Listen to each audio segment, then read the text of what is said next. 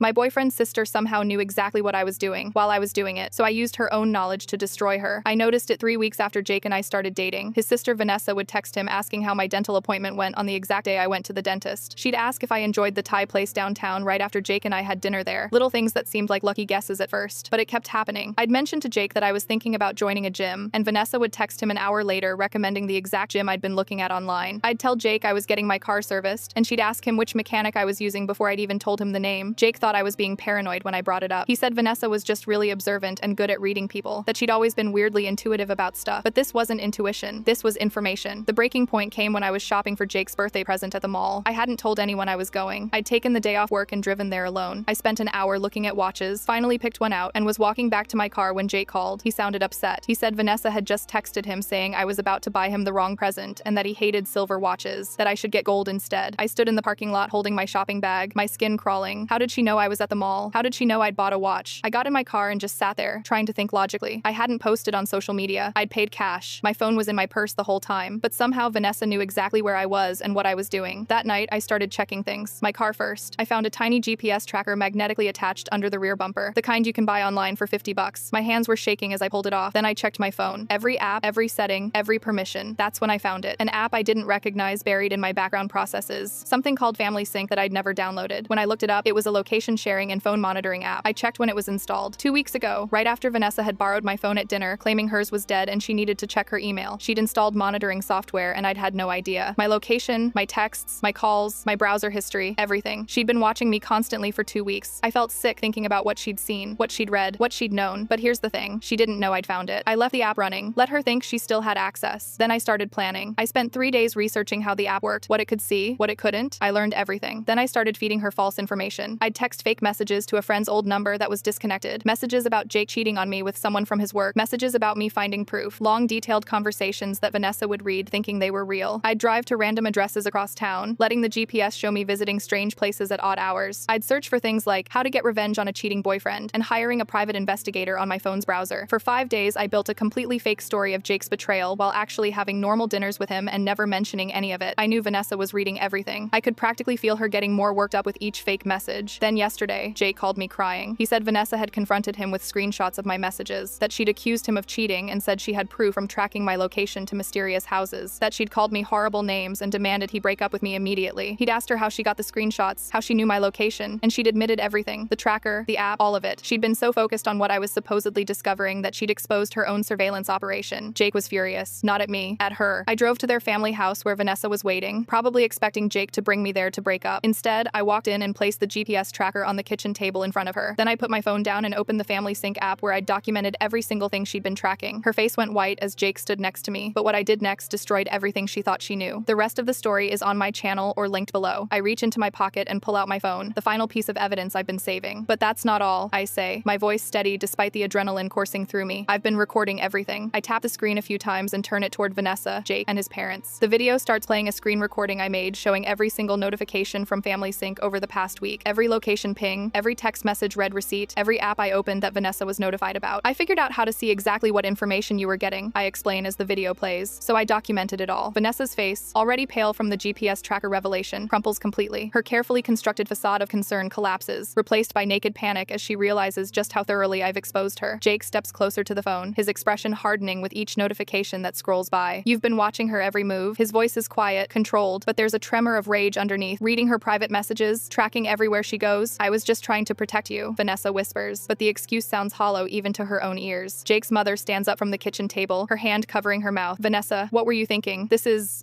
stalking. I turn to Jake's parents, who look completely bewildered. Let me explain how this works, I say, opening the Family Sync app on my phone. This isn't just location sharing, it's total surveillance. I walk them through the interface, showing them the dashboard that Vanessa has been using to monitor me. It tracks my location in real time. It shows every app I open. It can access my text messages, my photos, my browser history. It even has the ability to remotely activate my microphone. Jake's father's face grows increasingly disturbed as I continue. And she installed this without your knowledge? Without your permission? Yes, I say. When she borrowed my phone at dinner that night, claiming her battery was dead. Jake turns to Vanessa, who's now backed herself against the wall. You told me it was just 2 weeks, he says. That's what you said when you showed me those fake messages. Vanessa looks down, unable to meet his eyes. How long? Jake demands. How long have you really been tracking her? The silence stretches for several seconds before Vanessa finally answers. 4 months, she admits in a barely audible voice. 4 months? I repeat, genuinely shocked. I'd only discovered the app 2 weeks ago. I installed it the first time you came over for dinner, Vanessa says. When you went to the bathroom, I put the tracker on your car that same night. Jake looks physically ill. That was our third date. You've been spying on her since we barely started dating? His mother steps forward, her expression a mixture of disappointment and disgust. Vanessa, this isn't just inappropriate. This is criminal behavior. I just wanted to make sure she was good enough for Jake, Vanessa says, tears now streaming down her face. I needed to protect him. Protect him? Jake's father's voice booms through the kitchen. By violating someone's privacy? By tracking a woman's every move without her consent? I had to know if she was trustworthy, Vanessa insists, her voice rising with desperation. The only person in this room who's proven they can't be trusted is you, Jake says, his voice breaking. He turns to me, his eyes filled with apology. I am so sorry. I had no idea she would do something like this. Jake's mother walks over to Vanessa, her face set in a firm expression I've never seen before. I want you to pack your things and leave this house right now. Mom, Vanessa starts. No, her mother cuts her off. What you've done is inexcusable. I can't have you under my roof after learning you would violate someone's privacy like this. Where am I supposed to go? Vanessa asks, her voice small. You're 26 years old with a full-time job, her father says. Figure it out, but you're not staying here tonight. Jake puts his arm around me as Vanessa silently leaves the kitchen, presumably to pack her things. His parents both turn to me with expressions of profound embarrassment. We are so sorry, Jake's father says. I don't know what to say except that this is not how we raised her to behave. We understand completely if you want to press charges, his mother adds, and I can see how much it costs her to say those words about her own daughter. I shake my head. I don't want that right now. I just wanted the surveillance to stop. Jake squeezes my shoulder. Are you okay? He asks quietly. I think so, I say. It's just a lot to process, knowing someone's been watching everything I do for 4 months. We hear Vanessa coming down the stairs with a suitcase. She pauses in the doorway of the kitchen, her face streaked with tears. I really am sorry, she says, looking at me. I just got obsessed with knowing everything. I couldn't stop. That's not an apology, Jake says. That's an excuse. Vanessa nods once, then turns and walks out the front door. The silence she leaves behind is deafening. Jake's mother breaks it first. Would you like some tea? I think we all need to sit down. As we move to the living room, I feel the weight of the past weeks lifting slightly. The tracking is over. The secrets are exposed. And for the first time since I found that app on my phone, I feel like I can breathe freely again. What I don't know yet is that this is only the beginning. I wake up to my phone buzzing with notifications. It's been 3 days since the confrontation at Jake's parents' house, and I'd hoped things might calm down. I was wrong. You need to see this, Jake texts, with a link to Vanessa's Facebook page. I click it and my stomach drops. There it is. A long public post where Vanessa claims I hacked into her accounts, planted spyware on her devices, and manipulated her family against her. She portrays herself as the victim of my technological warfare and says I'm obsessed with destroying her relationship with her brother. I can't believe this, I whisper to my empty apartment. My hands are shaking so badly I can barely type a response to Jake. She's completely flipped the script. I text him, making me out to be the stalker. Jake calls immediately. I know. My parents are furious. They've already called her demanding she take it down, but she's not answering their calls. What do we do? I ask, pacing around my kitchen. People are going to believe her. She's got hundreds of comments already. We stick to the truth, Jake says firmly. We have evidence. She doesn't. I'm about to respond when something catches my eye, a tiny reflection in the corner of my bookshelf that I've never noticed before. I move closer, squinting, and feel my blood turn to ice. Jake, I whisper, I think there's a camera in my apartment. What? Are you serious? I grab a chair and climb up to get a better look. Sure enough, there it is, a small wireless camera tucked between 2 books, angled perfectly to capture most of my living room. Oh my god, I breathe. It's here. It's actually here. Over the next hour, Jake helps talk me through searching my entire apartment. We find 2 more cameras, one in my bedroom hidden in a potted plant, and another in the bathroom disguised as part of the smoke detector. When could she have planted these? I ask, my voice trembling as I place all 3 cameras on my kitchen table. I haven't had her over in months. The spare key, Jake says suddenly. Remember when you lost your keys last month and had to use your spare from the building manager? Vanessa was staying with my parents then. She could have easily taken it while you were at work. I feel violated in a way I can't even articulate. Someone has been watching me sleep, shower, cry, everything. The thought makes me physically ill. Jake arrives 30 minutes later, bringing tools to check for more devices. As he sweeps the apartment, his expression grows darker with each passing minute. This is beyond obsession, he says, sitting heavily on my couch. This is criminal. We should go to the police, I suggest, but Jake's expression shifts. Wait, he says slowly. I have a better idea. What if we use her surveillance against her? I look at him questioningly. She's already set up the perfect system, he explains, his eyes lighting up with determination. We know she's watching. We know she's listening. What if we feed her exactly what we want her to hear? The plan takes shape over the next few hours. We leave the cameras in place, but start a carefully choreographed performance. Jake and I have loud, fake conversations about cryptocurrency investments. I'm making substantial ones that would be illegal if traced. I can't believe how much we're making on these unregistered exchanges, I say loudly while looking directly at the camera in my bookshelf. As long as the SEC doesn't find out about our offshore accounts, we're set for life. Jake plays along perfectly. Just make sure you delete those transfer records. If anyone found those thumb drives, we'd be finished. We plant fake evidence around my apartment, printed account statements showing millions in cryptocurrency, burner phones with suspicious text messages left visible, and a notebook with what appears to be coded transaction details. You really think she'll take the bait? I ask Jake when we're outside my apartment, safely out of range of the cameras. She's desperate and angry, he says. People make mistakes when they're emotional. 2 days later, Vanessa proves him right. I'm at work when the receptionist calls to tell me I have a visitor. I know immediately who it is. Vanessa stands in the lobby of my office building, her face flushed with anger. She's holding a manila a folder that I recognize as one of the props we planted, the one labeled Investment Records, Private, that we filled with 8 cryptocurrency transactions. "We need to talk," she says, her voice low but intense. Now, I lead her to a small conference room off the main lobby, keeping my expression neutral despite my racing heart. My coworkers watch curiously as we pass. "You're making a huge mistake," Vanessa says as soon as the door closes. "I know what you're doing, and I have evidence." "Evidence of what?" I ask innocently. She slaps the folder on the table. "This, your illegal trading, your offshore accounts. I've documented everything." I allow myself a small smile. "Where did you get that folder, Vanessa?" "It was in my apartment, in my locked desk drawer." She falters for just a second before recovering. "That doesn't matter. What matters is what's in it." "What matters," I say slowly, "is that you just admitted to breaking into my apartment and stealing my personal property." Again, her eyes narrow. "I'll go to the SEC. I'll tell them everything. And I'll show them the cameras you installed in my bathroom. Which would you prefer to explain to the authorities?" Vanessa's face pales. "You knew about the cameras?" "I know about everything," I say, my voice steady despite the anger boiling inside me. "The GPS tracker, family sync, the cameras, breaking into my apartment. I have documented all of it." She leans forward, her voice dropping to a threatening whisper. "My lawyer will destroy you. This is harassment." I almost laugh at the absurdity. "Your lawyer? Vanessa? You've been stalking me for months. You've been watching me through hidden cameras. You broke into my home. Please, by all means, let's get lawyers involved." She stands abruptly, grabbing the folder. "This isn't over." "Actually," I say as she reaches for the door, "it is. Jake and I planted all of that. There are no illegal investments, no cryptocurrency. It was bait, and you took it." The realization dawns on her face slowly, then all at once. She's been outplayed. "Why?" she whispers, and for a moment I see genuine confusion in her eyes. "Why would you do that?" "To prove how far you're willing to go," I say quietly, "and to make sure you understand that your surveillance has consequences." She leaves without another word, the folder clutched in her white-knuckled grip. As the door closes behind her, I let out a shaky breath and text Jake. "She took the bait. All of it." His response comes seconds later. "Time for phase 2. What I don't realize yet is that Vanessa's desperation is about to push her even further than we anticipated. The cameras were just the beginning. Jake's parents' living room is arranged like a courtroom, 2 couches facing each other, a coffee table between them, and Jake's father's armchair positioned at the head like a judge's bench. Vanessa sits alone on one couch, while Jake and I occupy the other. His parents stand near the fireplace, their expressions grim. Dr. Levine, the family therapist they've known for years, sits in a chair pulled from the dining room. She's a woman in her 50s with silver-streaked hair and glasses that make her eyes look larger than they are. "The intervention wasn't my idea," Jake's parents insisted, after finding out about the hidden cameras in my apartment. "Vanessa," Dr. Levine begins, her voice gentle but firm, "your family has asked me to help facilitate this conversation because they're deeply concerned about your recent behavior." Vanessa stares at her hands, refusing to make eye contact with anyone. She looks smaller somehow, her shoulders hunched forward, her usually perfect hair pulled back in a messy ponytail. "What you've been doing installing surveillance apps, tracking devices, hidden cameras, these aren't normal expressions of concern," Dr. Levine continues. "These are manifestations of severe control issues." "I was just trying to protect Jake," Vanessa mumbles, the same excuse she's been clinging to. "By violating another person's privacy?" Jake's mother asks, her voice cracking. "By breaking into her apartment, installing cameras in her bathroom? That's not protection, Vanessa. That's obsession." Dr. Levine holds up a hand. "Let's try to understand where this behavior is coming from." She turns back to Vanessa. "This level of surveillance indicates a profound need for control. Can you help us understand why you feel such a strong need to monitor and control your brother's relationship?" For several long moments, Vanessa says nothing. The silence stretches until it becomes uncomfortable. Then, finally, she speaks, her voice barely audible. "Dad wasn't the first one to notice Mom's affair." The room goes completely still. Jake's father's face drains of color, and his mother grips the mantelpiece so tightly her knuckles turn white. "I was 12, Vanessa continues, still looking at her hands. "I found the texts on Mom's phone. I saw her meeting him at the park when she was supposed to be grocery shopping. I watched it happen for months before Dad found out." Jake looks stunned. This is clearly news to him. "I could have stopped it," Vanessa says, her voice breaking. "If I'd said something sooner, maybe they wouldn't have separated that year. Maybe we wouldn't have had to live through that awful time when we thought our family was falling apart forever." "Vanessa," her mother whispers, "that wasn't your responsibility." "But I felt like it was." Vanessa's head snaps up, tears streaming down her face now. "And then when they got back together, I promised myself I'd never let anyone hurt our family again. I'd see the signs. I'd catch it before it happened." Dr. Levine nods slowly. "So when Jake started dating someone seriously, I had to make sure she wasn't going to hurt him," Vanessa finishes. "I had to know everything to be certain." "But that's not your job," Jake says quietly, "and it doesn't explain the escalation, the cameras, breaking into her apartment, trying to frame her for something she didn't do." "I got scared," Vanessa admits. "When you confronted me that night, when they kicked me out, I panicked. I thought I was losing everyone, and then I couldn't stop. It was like something broke inside me." Dr. Levine leans forward. "What you're describing sounds like trauma response, Vanessa. The childhood experience of discovering your mother's affair and feeling responsible for your family's pain created a hypervigilance that's manifested in unhealthy ways. But understanding the root doesn't excuse the behavior. I've been silent until now, processing everything. Part of me feels a flicker of empathy for the scared 12-year-old Vanessa once was, but another part remembers the violation of finding cameras in my bathroom. "I need you to understand something," I finally say, meeting Vanessa's eyes. "I've compiled everything you've done, the family sync data, the GPS tracker, photos of the cameras, timestamps of when you entered my apartment without permission, the false accusations online. I've organized it all into a portfolio." Vanessa's eyes widen slightly. "Yesterday, I sent that portfolio to your employer's HR department." I continue, my voice steady despite my racing heart. "I didn't want to, but after you showed up at my workplace making threats, I felt I had no choice. You what? Vanessa whispers. You work in cybersecurity, Vanessa, Jake adds. What did you think would happen when your company found out you were using surveillance technology to stalk someone? Vanessa's face crumples. They'll fire me. They already have, I confirm. I received a call this morning from their legal department. They wanted to assure me they take privacy violations extremely seriously, especially from someone with your level of access to sensitive systems. And your landlord called this morning, her father adds quietly. After we told him about the cameras and your termination, he's exercising the morality clause in your lease. You have 30 days to vacate. Vanessa looks around the room, panic rising in her eyes. So I have no job, no apartment. What am I supposed to do? You need help, Vanessa, Dr. Levine says gently. Professional help to work through these control issues and the childhood trauma that's driving them. I've found a program, her mother says, stepping forward with a brochure. It's an intensive therapy program for obsessive behaviors. 3 months, with housing included. Your father and I will cover the cost. Vanessa takes the brochure with trembling hands. You want me to go away? We want you to get better, her father says firmly. This isn't punishment, it's the help you need. Jake stands up and moves to sit beside his sister, something I never expected to see after everything she's done. You crossed lines that can't be uncrossed, he tells her. But you're still my sister. I want you to heal, but that can't happen if you don't acknowledge how serious this is. Vanessa looks at me, tears streaming down her face. I'm sorry, she says, and for the first time, it sounds genuine. I got so lost in my fear of what might happen that I became the threat myself. I nod, not quite ready to offer forgiveness, but acknowledging her apology. The program starts next Monday, her mother says. You'll stay here until then, but under certain conditions. As they discuss the details, no internet access, no phone, supervised outings only. I feel a weight lifting. The nightmare of being watched, tracked, and framed is ending. Vanessa will get help. Jake and I can finally move forward without looking over our shoulders. Later, as Jake drives me home, he reaches for my hand across the center console. Are you okay with how things went? I stare out the window, watching the streetlights blur past. I think so. I never wanted to destroy her life, just to make the surveillance stop. You didn't destroy her life, he says firmly. She did that herself. You just exposed what she was doing before she could hurt anyone else. I squeeze his hand, thinking about Vanessa losing everything in a single week. Her job, her apartment, her family's trust. It's a harsh consequence, but perhaps a necessary one. Do you think she'll actually get better? I ask. Jake sighs. I hope so, but either way, we can't put our lives on hold waiting to find out. As we pull up to my apartment building, I look up at my windows, knowing the cameras are still there. Will you help me sweep my place again? I want to make sure we find everything before we take them down. Of course, he says. And after that, maybe we should talk about finding a new place. Together, somewhere she's never been. The suggestion hangs in the air between us, a step forward, away from the surveillance and violation, towards something new and untainted. I lean across the console and kiss him gently. I'd like that, I say. And for the first time in weeks, I feel like I can breathe again. The day Vanessa checks into Pinewood Recovery Center, it rains so hard the windshield wipers can barely keep up. Jake and I wait in his car, watching his parents walk Vanessa to the entrance, her shoulders hunched under an umbrella. She turns once before going inside, her eyes finding our car in the parking lot. I can't tell if she's looking for Jake or glaring at me. Do you think she'll actually do the work? I ask, my breath fogging the passenger window. Jake's hands tighten on the steering wheel. I don't know, but 3 months of intensive therapy is better than 3 months of her escalating even further. When Vanessa disappears through the doors, something inside me finally uncoils. For the first time in weeks, I take a full breath without feeling like I'm being watched. Let's go home, Jake says, starting the engine. Actually, let's go to your place first. I want to make sure we get every last camera. We spend the evening dismantling my apartment. Jake brings professional equipment, this time an RF detector, and something that looks like a metal detector wand. We find 2 more cameras we missed the first time, one hidden in a vent and another disguised as a wall charger. Jesus, Jake mutters, adding them to the pile on my kitchen counter. She really went all out. 7 cameras total, I say, staring at the collection. Each one represents hours, maybe days of my private life exposed. What should we do with them? Destroy them, Jake says without hesitation, after we document everything for the record. Later, as we sit on my couch drinking wine, surrounded by the ghosts of surveillance equipment, Jake turns to me with unexpected seriousness. Move in with me, he says. I nearly choke on my wine. What? Not here. Not my current place either. Somewhere new that Vanessa's never been. Somewhere we can start fresh without looking over our shoulders. The offer hangs between us, tempting and terrifying. We've only been dating for 8 months, and 3 of those have been overshadowed by his sister's surveillance. But there's something about surviving this together that makes it feel like we've compressed years of relationship milestones into months. Okay, I say, surprising myself. Let's do it. 2 weeks later, we're unpacking boxes in a 2-bedroom apartment across town. It's bright and modern, with big windows and a security system that makes me feel safe for the first time in months. We've replaced all our electronics, new phones, new laptops, new everything. Jake even insisted on buying me a new car after we found the GPS tracker. Excessive, he asked as we drove it home from the dealership. Necessary, I replied, running my hand over the pristine dashboard. The first month without Vanessa watching us is strange. I catch myself performing for invisible cameras, speaking louder than necessary when discussing innocent topics, avoiding certain rooms for private conversations. Jake notices. You're still acting like she's watching, he says one night as I unconsciously position myself away from where a camera used to be. I know it's stupid, I admit, but I got so used to being observed that now I feel exposed when I'm not. That's the trauma talking, he says gently. It'll fade with time. He's right. By month 2, I stop checking for blinking lights and air vents. By month 3, I no longer lower my voice when discussing personal matters. We establish routines in our new home. Jake cooks breakfast, I make dinner, we walk in the park on weekends. We build a life that feels normal, untainted by surveillance. Jake's parents call every Sunday to update us on Vanessa's progress. The reports are cautiously optimistic. She's participating in therapy, acknowledging her behavior, working through the childhood trauma that triggered her control issues. I listen politely but maintain my distance. Forgiveness might come eventually, but not yet. 5 months after the intervention, Jake's mother calls with news. Vanessa's therapist thinks a supervised meeting might be beneficial, she says. For closure. Would you be willing? Jake looks at me, leaving the decision entirely in my hands. Where? I ask. Dr. Levine's office. She'd be there the entire time. I consider it for a long moment. Okay, but I have conditions. The day of the meeting, I'm so nervous I nearly throw up. Jake holds my hand as we walk into Dr. Levine's office, where Vanessa already sits in an armchair, looking smaller than I remember. Her hair is different, shorter, less perfectly styled. She's lost weight. Thank you for coming, Dr. Levine says, gesturing to the couch across from Vanessa. Vanessa has been working very hard and has something she'd like to share with you both. Vanessa looks up, meeting my eyes directly for the first time. I've been diagnosed with OCD and PTSD, she says, her voice steadier than I expected. The surveillance, it was a compulsion, a way to manage my anxiety about losing control. That doesn't excuse what I did, but understanding it has helped me work on changing my behavior. She hands me a folder, not unlike the one I created documenting her surveillance. Inside is a list of every tracking method she used, every camera location, every account she accessed. Full disclosure, she explains, so you know exactly what happened and can take whatever legal steps you feel necessary. I don't want to press charges, I say, surprising myself. I just want to know it's over. It is, she says firmly. I've deleted all the apps, destroyed all the data. I'm learning to sit with uncertainty instead of trying to control it. The meeting lasts exactly 1 hour. We don't hug at the end, but we shake hands, a formal acknowledgement that something has shifted between us. In the car afterward, Jake releases a long breath. You were amazing in there. So was she actually. I admit, I didn't expect her to be so accountable. A week later, Jake takes me to dinner at the restaurant where we had our first date. After dessert, he seems nervous, fidgeting with his napkin. What's wrong? I ask. Nothing's wrong, he says, reaching across the table for my hand. For the first time in months, everything feels right. He slides out of his chair onto one knee, and my heart nearly stops. I know it might seem fast after everything we've been through, he says, pulling a small box from his pocket, but surviving Vanessa's surveillance made me realize I never want to be without you. Will you marry me? The ring is simple and perfect, a single diamond in a platinum band. I say yes through tears, and the entire restaurant applauds. 2 days before our small wedding ceremony, a package arrives at our apartment. The return address is Pinewood Recovery Center. Inside is a letter and a small wooden box. I heard about your engagement from Mom, Vanessa writes. I'm genuinely happy for you both. Inside this box are the last remnants of my surveillance, the family sync account information, and the final backup of tracking data I kept hidden. I'm deleting it all and giving you the only copies as a symbol of letting go. I hope someday you can forgive me, but I understand if that takes time. Congratulations on your wedding. You deserve all the happiness in the world. The wooden box contains a USB drive and printed account credentials. Jake and I look at each other, then without opening any files, we take it to our balcony and drop it into the small fire pit where we're roasting marshmallows. As we watch it melt, Jake puts his arm around me. Think she's really changed? I lean against him, watching the plastic warp and bubble. I think she's trying. That's all any of us can do. The surveillance is over. The cameras are gone. The tracking has stopped. And as the last physical evidence burns away, I realize I'm finally ready to look forward instead of constantly checking over my shoulder. We're free.